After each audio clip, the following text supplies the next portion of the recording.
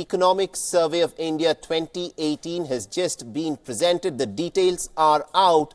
And according to forecast in the Economic Survey of India, it's being said that 7 to 7.5% of growth rate is to be expected in the financial year 2018 till 2019. Remember, in the aftermath of the GST rollout and also after demonetization, a lot of people had in fact said that the growth rate may be hit, but that doesn't appear to be the case. The Economic Survey of India predicts 7 to 7.5% as the expected growth rate for this financial year. And also, there are some concerns. The price of oil in the international market, this is said to be one of the biggest concerns. And apart from this, the Economic Survey of India has also said a variety of things in terms of what's been expected. Now, the Economic Survey of India says that the growth rate will be 7 to 7.5%, opposed to what it was last year, 6.75%. And for more on this, I'm told we are joined by my colleague Sumit Chaturvedi, who's tracking all the details very, very closely indeed. Sumit, what's the latest? What is the data that the Economic Survey of India is putting out? Saleh, as we all know that Economic Survey of India, in a way, it tells about the health of the Indian economy. And here it points out that going forward, Indian economy will grow between 7 to 7.5% in the coming financial year, which is FY19. That is one important thing that has so far come out of this. It also says that investment is expected to rebound in the next financial year. That has taken a hit because of GST and demonetization last year, or in fact this current financial year. That is important to know that overall India's economy is coming back on track. And next year it will be registering a growth of 7 to 7.5%. Remember, this is projected growth, and also investments are going to rebound. That's one crucial fact that has come out of Economic Survey, tabled in Parliament a few minutes from now. Absolutely, indeed. And also from the Economic Survey, which has just been put out in the public domain, it's being said that exports will be the area where India's growth will hinge upon. How do you see the exports, that is Indian manufacturing? Do you see some big investments that will take place in terms of setting up manufacturing units which could drive up the exports from India? Well, a big factor here would be to watch out how the overall global markets, they are performing. There are still sluggishness in many global markets, many global world markets. They are still not out of slowdown yet. Also, crude prices are inching up, and rupee-dollar movement will be one factor to watch out for when we talk about exports. But that's what, having said that, yes, it's projected that export growth will be better, and there will be a host of factors responsible for this due to GST. Production had come down last year for certain quarters, and that has come back to normalcy now. And also the fact that because of the GST, there was a bit of confusion into what product will be taxed at what rate, and also the kind of paperwork that was expected for each of these things in the new taxation regime of goods and services taxes.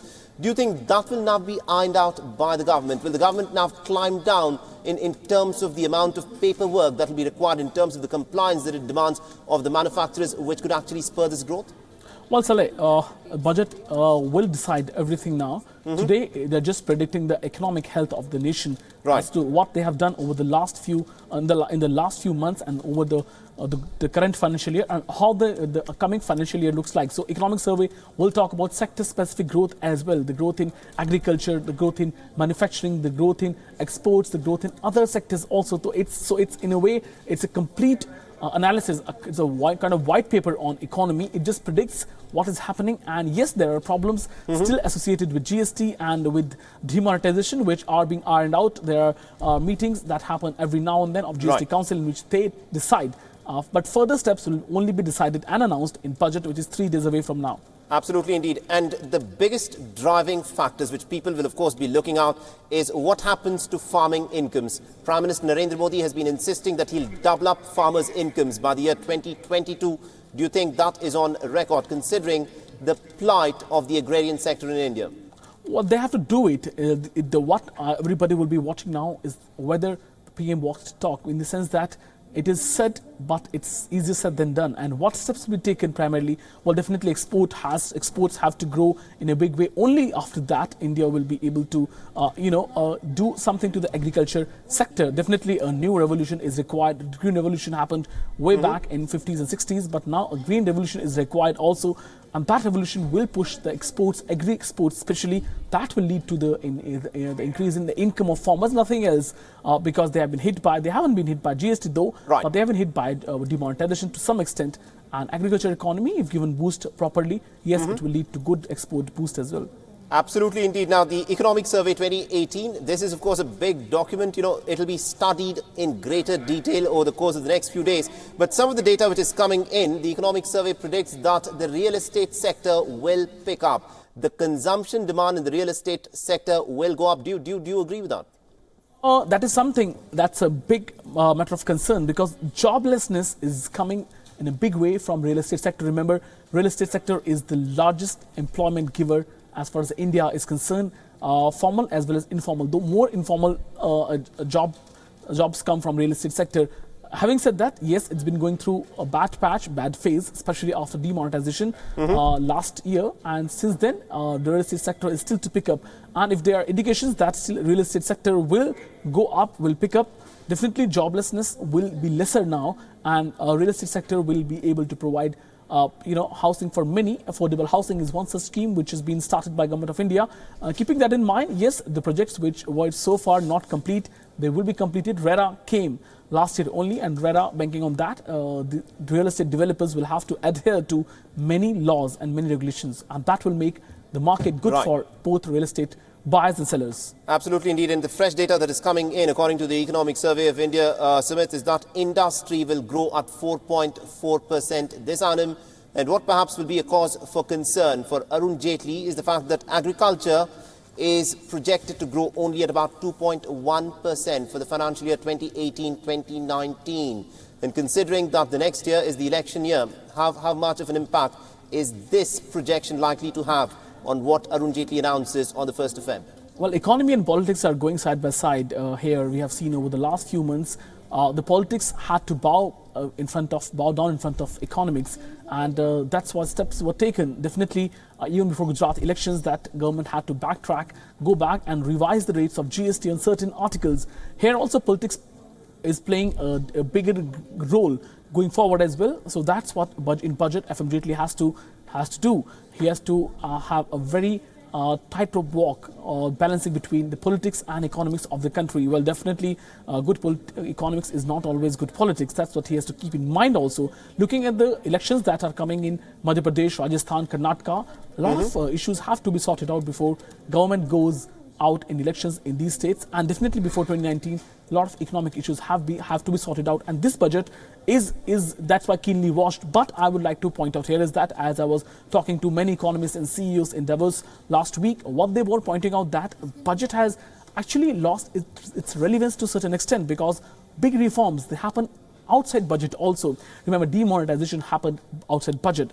GST though was a part of budget, but implementation was definitely out of budget. Big FDI reforms are happening out of the budget. So budget is also something which has lost its relevance in the last few years, and that's what the credit goes to government, where the reforms take place throughout the year and they don't wait for budget to announce big bang reforms. They happen throughout the year, as the case may be. Looking at the way the things are happening, that is a better approach. That's what CEOs pointed out to me when I spoke to them in Davos World Economic Forum last week. That's an interesting point that you raised, that budget in some ways may be losing its relevance. But you are at Davos. Prime Minister Narendra Modi was also there. He, of course, addressed the plenary session of Davos, and he was hard-selling India as a very good destination for companies from around the world to come and invest in India. The FDI caps, they've been broken through, so many companies can come and invest in several sectors, almost 100%. Now, do you think enough has been done in terms of legislations for these companies to come and actually park their funds into India, or is there still that element of uncertainty in terms of what will be announced by the government? The rules that are being imposed in terms of GST, they're still not very clear. It's not just for the small trader, but even for the big companies who can hire the chartered accountants of their choice. It's still a bit of a tussle in trying to understand as to what is taxed at which rate. Do you think that is going to be a stumbling block for the government? Well, Saleh, all CEOs were pointing or were talking in unanimously in one voice, saying that definitely this government is pro-business. Doing business hasn't been so easy, or at least easier than before than this government. So yes, big CEOs were there. They haven't committed though any investments, and we haven't seen any big investments breaking out in India over the last 3-4 years. But having said that, yes, this government has projected an image of an investment-friendly destinations, though many other countries are doing that. Remember, China is having OBOR, through which it's now taking the investment out of China and investing in other countries, but making them part of China. So that is the way where global diplomacy has come now, where if you don't get investments, you go out, invest from your own pocket, seek investments in other countries and make a chain of, we can say that, investment in different countries that will ultimately bring the jobs back to your country. That is something which China has adopted. India has seen China benefiting from global trade and globalization. That's what exactly they are going to do now. All right, so let's move away a bit from macroeconomics and talk a little about microeconomics. How will this budget, impact an individual, a middle-class individual like you and me? Can we expect some sort of reduction in the tax slabs? Well, it could be, it can be, anybody's guess what's going to happen in the budget this time, definitely. But looking at the way politics is going, our PM would like to woo the middle class who has been hit hard by demonetization, definitely. Farmers haven't been hit hard by demonetization so much, but yes, they have been hit hard by monsoon, which was not proper in certain years. More farmers have been hit hard by high debt.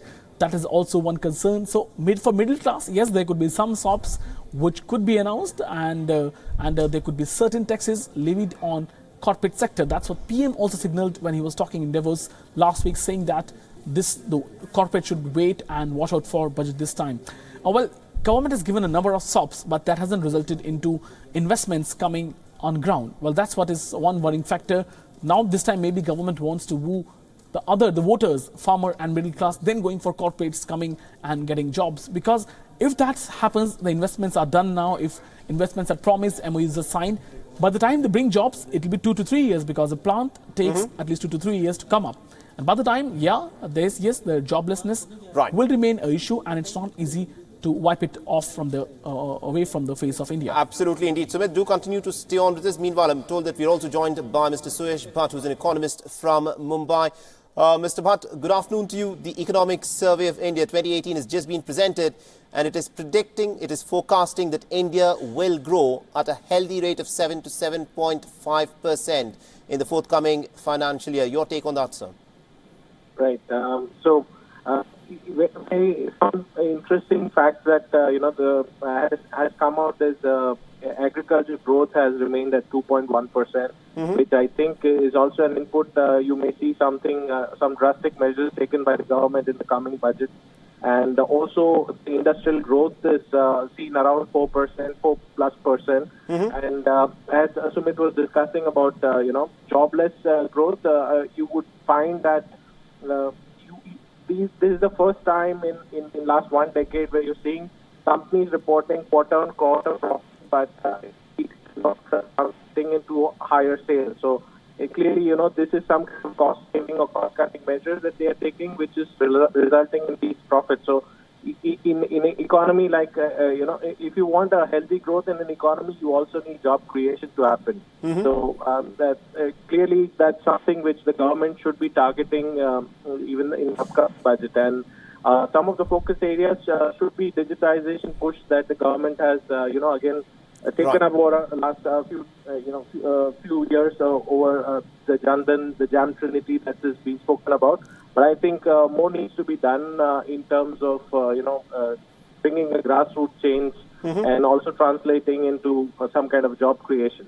But Mr. Bhatt, the fact that industry is expected to grow only at 4.4%, does that concern you, considering that the government wants India's economic growth story to be, ramped up on exports, essentially? So industry growing at 4.4%, is that a cause of concern? It is definitely, and that's why everyone is looking up to the budget where it was promised that, the corporate tax rate would come down to 25% in a phased manner. So this is the third year where the expectation is that if that happens, that may bring some kind of cheers on the street, and probably the companies could also start doing some real capital expenditure, because when you do capital expenditure, that creates jobs and that also creates growth for a company. But that's something which everyone is looking at, and the only way you can get this kind of 25 to 40 basis point jump in GDP if you remove agriculture and probably even industrial growth and assume that they're going to maintain a status quo. The only way this can happen is by spending more on infrastructure and creating and allocating more money for Manrega, because that's one very easiest way of distributing wealth and giving people spending power in rural area and then boosting the economy. Absolutely, indeed. And also the big announcement that was made by Nitin Gadkari, stating that by 2030, India would have made the transformation to a completely electric-driven cars will only be the cars, the kind of cars which will be found on the roads. Do you think a hard position like that has dampened perhaps the sentiment for investment in the auto industry, which is one of the biggest job creators in the industry? You're absolutely right. Almost 50% of the job is created in the auto sector. But I think this is an opportunity for the auto industry, because this is, in fact, Mr. Gadkari himself 2 years back had inaugurated in Nagpur a very interesting project where a Swedish company had provided, transportation buses which operate on ethanol. Right. And 80% of our rural income goes in, buying crude oil. And rising crude oil is a major concern in today's time. So if you have some kind of alternative, ethanol is, by the way, made from sugarcane waste. Absolutely. So it's something which can easily an Indian company can produce, and you can save that precious dollar. And I think it would be a very good investment opportunity for auto industry to develop ethanol-based transportation system. And if we can even convert 10% or 20% of the heavy transport vehicles into this format, it would be a good saving that the country can see. And I think it's a blessing in disguise. It's a blessing in disguise is how you're putting it. And lastly, before I let you go, do you think something would be announced for the middle classes, for people like you and I?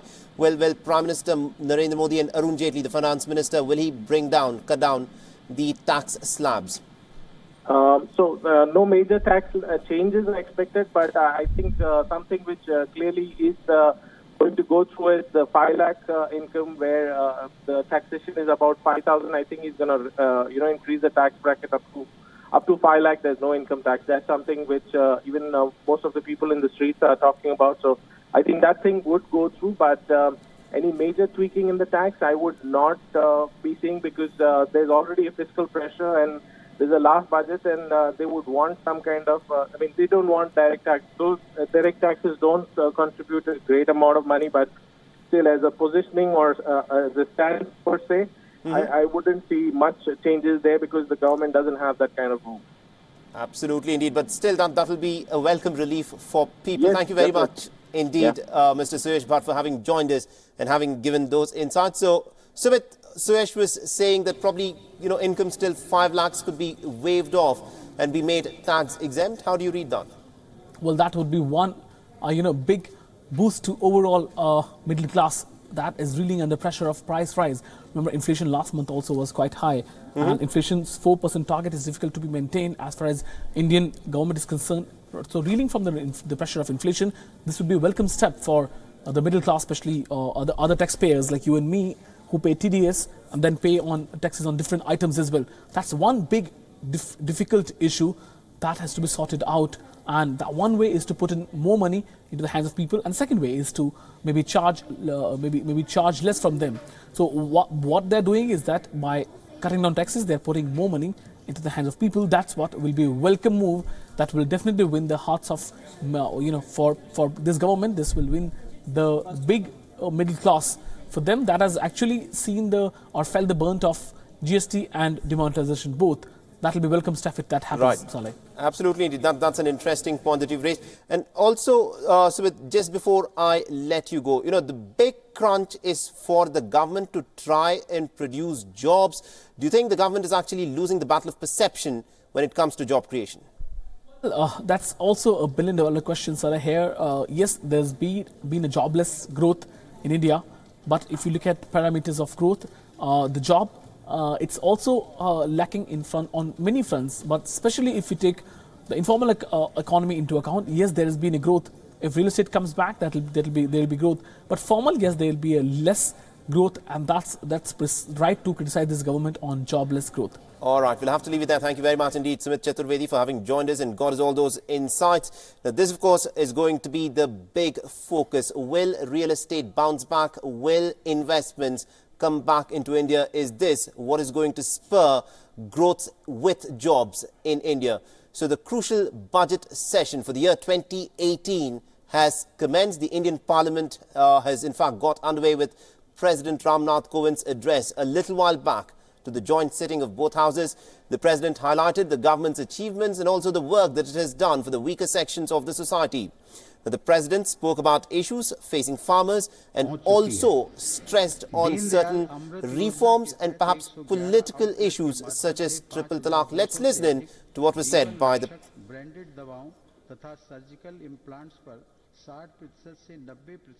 So we'll be getting you what the President in fact said on a variety of issues and legislations which the government would like to discuss and try see if they can be passed in this session of the budget.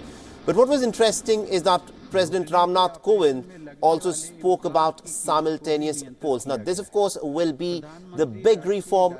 Prime Minister Narendra Modi's government has another 12, 13, 15 months before it again goes into this election mode. Can Prime Minister Narendra Modi's government in fact usher in this big reform of simultaneous polls? Let's listen to what Ramnath Kovind had to say about this. देश में governance के प्रति सजग लोगों में देश के किसी न किसी हिस्से में लगातार हो रहे चुनाव से अर्थव्यवस्था और विकास पर पड़ने वाले विपरीत प्रभाव को लेकर चिंता है। बार बार चुनाव होने से मानव संसाधन पर बोझ तो पड़ता ही है, आचार संहिता लागू होने से देश की विकास प्रक्रिया भी बाधित होती है। इसलिए एक साथ चुनाव कराने के विषय पर चर्चा और संवाद बढ़ना चाहिए तथा सभी